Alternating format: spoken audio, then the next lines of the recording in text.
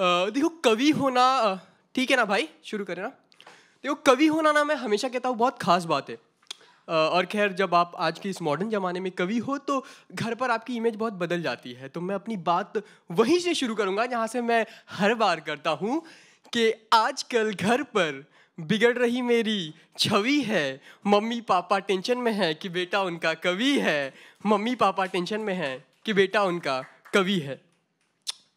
पर देखो, मुझे किसी बहुत बड़े शायर ने कहा था कि आप मार मार के किसी को पहलवान बना सकते हो पर कवि कथाकार नहीं बना सकते।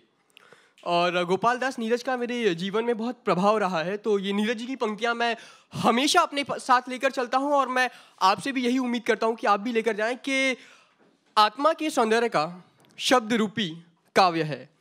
आत्मा के सौंदर्य का शब्द रूपी काव्य है। मानव होना भाग्य है पर कवि होना सौभाग्य है। मानव होना भाग्य है पर कवि होना सौभाग्य है। देखो हम कवि कौन हैं? तो मुझे लगता है कि हमेशा से ही कवियों और कथाकारों की सोच ने समाज को बदलने का काम किया है। तो हम कौन हैं? तो हम दिनकर के वंशज हैं, निराला की आस हैं। हम दिनकर के वंशज हैं, निराला की आस हैं। और समाज में जो बदलाव आता है कवि ही उसकी आवाज़ हैं, कवि ही उसकी आवाज़ है। तो आज की कविता पर आते हैं।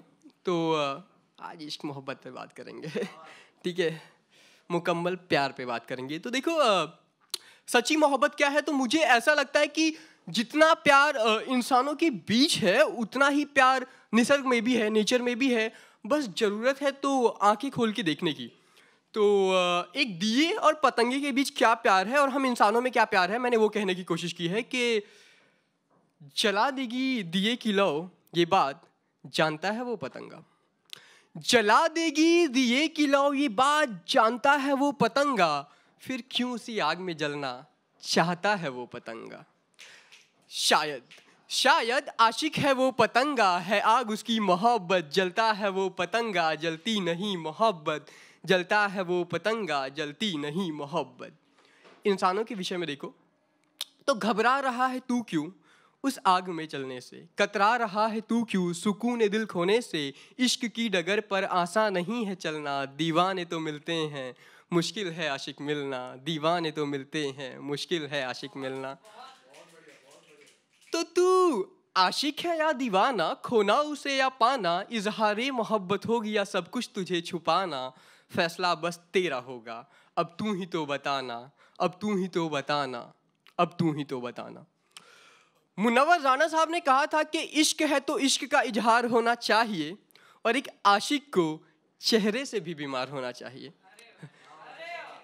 देखो क्या है, जब आपकी उम्र हो 20 साल तो आपको ना लाइफ में आप ऐसे स्टेज पे होते हो, आपको लोग ना एडवाइस देने वाले लोग मिल जाते हैं। भाई ये कर, ये ना कर, ये सही, ये गलत। तो आदमी हो जाता है कंफ्यूज कि हाले दिल बता दूं या छुपा लूं।